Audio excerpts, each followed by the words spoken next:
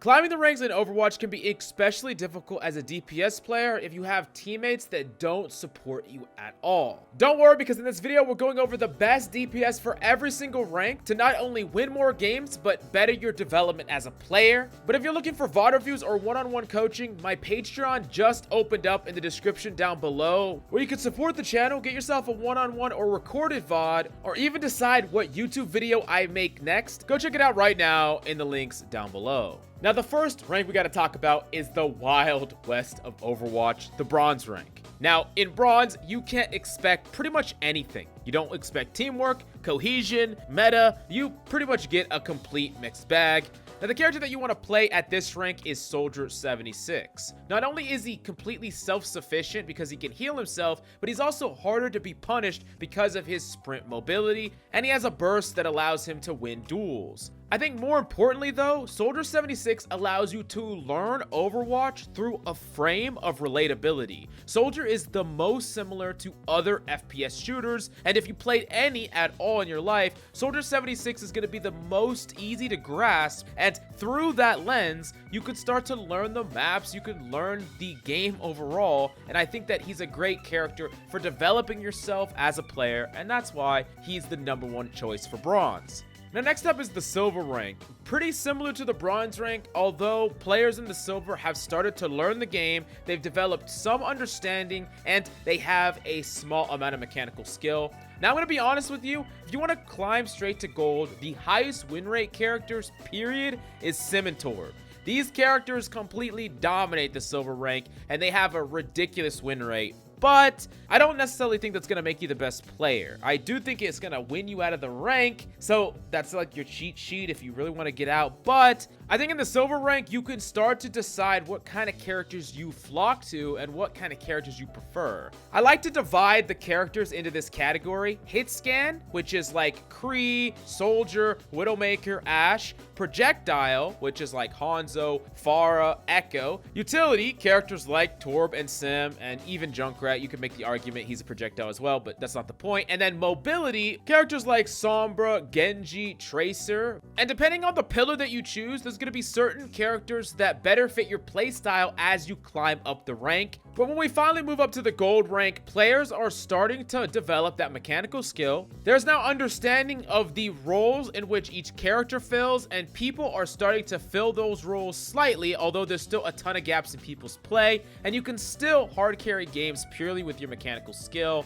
But here's the characters that I would suggest generally in the Gold rank: characters that are long distance fighters that have good pick potential and also have a certain amount of mobility. So I would say characters like Ashe, Hanzo, Pharah, and Echo. Now, Pharah is going to be a little bit dependent on your heals, as Echo is as well. Ashe is going to be a little bit better with a pocket. But the thing about many of these characters is you have to learn different positionings in order to not die very easily. And you develop yourself more as a player as you learn how to optimally position these characters around that one form of mobility in their most optimal ranges while still getting value. Now, keep in mind, as a DPS, it's still your job to try to go for proactive plays on the enemy DPS and supports. It's not really your main job to keep farming tanks over and over again, because most of the time you're not going to be able to get these pickoffs and kill them at all. But that being said, characters like Pharah and Echo actually have a chance to potentially punish a tank, specifically Echo's beam, and Pharah, just the fact that there's a lot of tanks in the game that can't do anything to a Pharah. So, for instance, a Pharah Mercy is really good against a Zarya. That's just one example. But specifically, Ashe and Hanzo have the tools in order to get pickups on the enemy backline. You can punish the movement of players, especially in the Gold rank. That's one of the big weak points for players, is they jump a lot, they have static movement. Anas will stay scoped too long and not be aware of their surroundings, and Ashe and Hanzo can punish this type of play. But at the same time, you can't just be fast and loose with your own positioning, because there's limited mobility with these characters. You can't just like fly around the map and forgo all positioning and pop off and get kills, because you will feed and die as these characters. And it's important to find the balance between positioning and playmaking, which is definitely a great thing to do as you try to climb and get better at the game.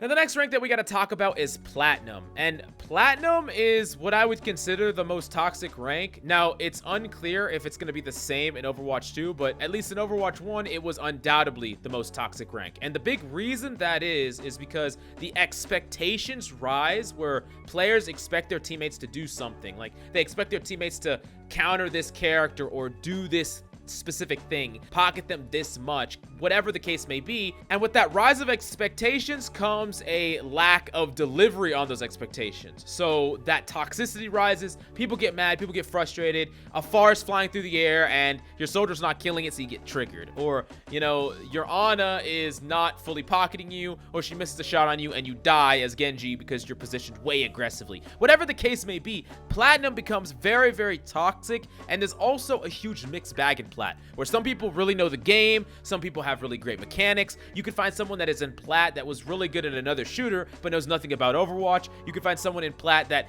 Overwatch is their first shooter and they just know the game. So it's a very crazy place, and I think that there's no other character that really can kind of mellow out that chaos than Reaper. Reaper actually has a lot of things going for him. For one, he's a character that isn't crazy mechanically demanding. However, he can still duel a number of characters in the game, even without like god tier mechanics. Like, sure, your mechanics are going to help you as you get better as the character, but a lot of his value comes from consistent body shots and proper engagement timing, rather than hitting like a really difficult headshot on an opponent and either winning or losing the matchup. I would say he's a character that lets you better learn the game, because you start thinking about cooldowns that will shut you down more. You think about situations where you are effective versus not effective, and not necessarily just trying to hit every shot in the game. You're almost thinking about Overwatch kind of like chess, in a very strategic way, because Reaper in an optimal situation basically will win the fight every single time. If you can find a Zarya with low resources and one bubble or no bubbles out of position, if you can isolate a support or have your ultimate when you already baited enemy cooldowns, and after you did, even if you invested all your other resources, if you got that ultimate, the fight's over. There's a lot of situations where Reaper can be that character that has like a check mark of things that they don't have this, they don't have this, this is the position they're in, and I win the fight. And I really think that Reaper gets a bad rap as a character that doesn't take a lot of mind or mental to play properly, but really that's almost all you're doing on Reaper, is deciding how to engage and when to engage. If you're just mindlessly shooting things on Reaper, then of course you're gonna lose. I mean, of course you're not gonna do anything, but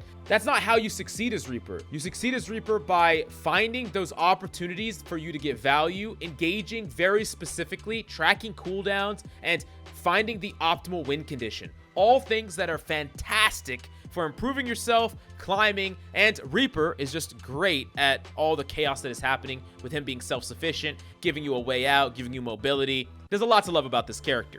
Now, the next rank we got to talk about is definitely the Diamond rank. And with Diamond, players are typically fairly mechanically competent, and while players often understand what they should be doing, the execution of those things is either slow or there's gaps in that execution, and you really need to find ways to point out enemies' mistakes and capitalize on those mistakes, or try to go above and beyond what you're just supposed to do and get exemplified impact in order to carry. That's really what you want to do at this rank. Now, there are two characters that I think are really great for the Diamond rank that fit into the mobility category, and that's Genji and Tracer. Now, if you're not into mobility-based characters, you could still play a lot of the other characters that we talked about, and specifically, one of the characters that we're going to talk about later on can be played pretty much regardless of the hit-scan projectile dichotomy.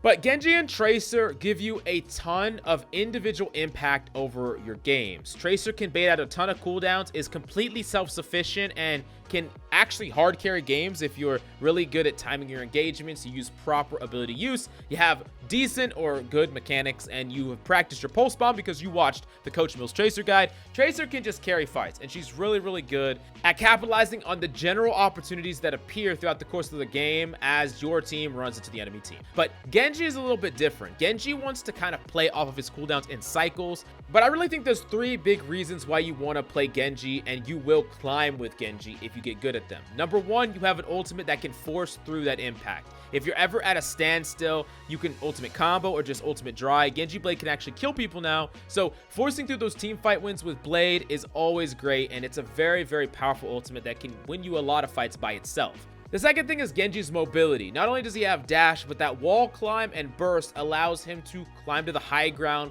play high ground maps a lot better, poke and pressure enemies that are on the high ground in a way that most characters have to route very far to do.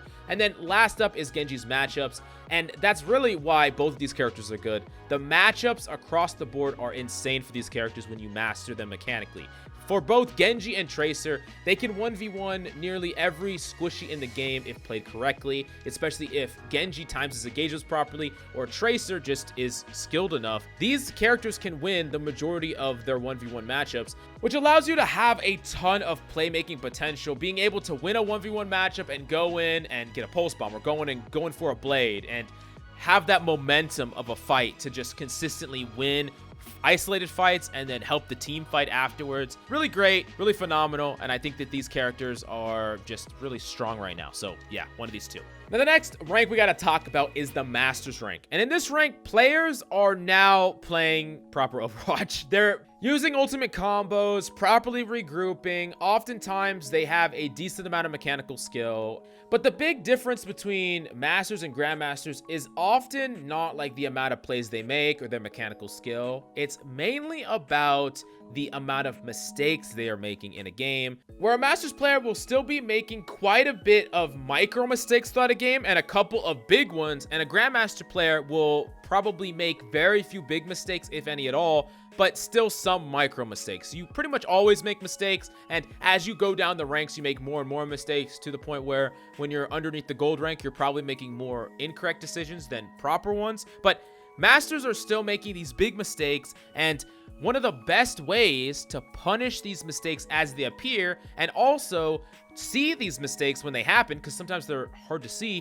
is with Sombra. Sombra gets to analyze the battlefield, stay invisible, no positioning mistakes, no playmaking mistakes, and punish them very easily. A Zen steps out of position, hacked and killed. A Genji dashes and goes in for a blade or dashes isolated thinking he can get out with his abilities, hacked and killed. Yeah, I mean, I'm pretty much going to keep saying hacked and killed because that's kind of what Sombra does, but she gets to analyze the battlefield. She gets to see where players are positioning, and you'll start to know patterns of when and where you can punish an enemy. And on top of that, when you have the coordination now of Masters players rather than some of the lower ranks, Sombra becomes that much better. Now that people can actually focus on what you're hacking. If you hack someone, the focus fire can kill them before that 1 second comes up and they can use their ultimate again.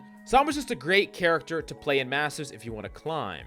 Now, last up, and certainly not least, the Grandmaster rank, and the #1 character for this rank, and probably, I mean, you can play this character in most ranks above gold, if I'm being honest, but this character is insanely powerful right now. It's Sojourn. I mean, you already knew what it was going to be, and it's kind of interesting, because Sojourn is a combination of hit scan and projectile, so someone who was a Hanzo main, and an Ashe main, or a Widow main, like, anyone could play Sojourn, really, and become good at this character. I kind of like how it's a cross between a lot of different roles, or traditional roles, but the reason that this character is so powerful is they can consistently poke and pressure the front line, help their team, and actively peel for a lot of their teammates. Like if a Genji or a Tracer comes after their supports, they can peel, and in between that, they're building up this one tap where if you got the mechanical skill and any opponent makes a mistake, you're just going to destroy them. And a lot of times you could kill people even if they don't make a mistake. You're like a soldier half the time and then a Widow another half the time, which is just like, what the hell?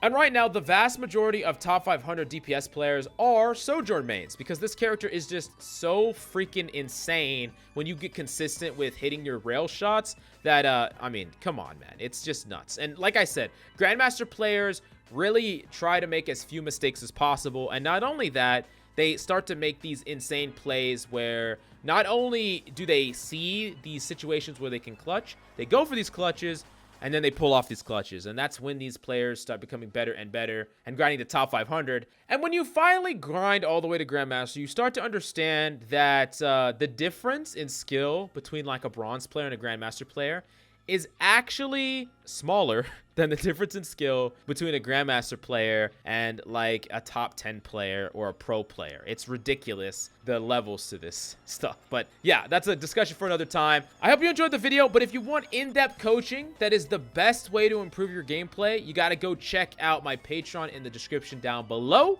And thank you so much for coming by, and I'll see you next time.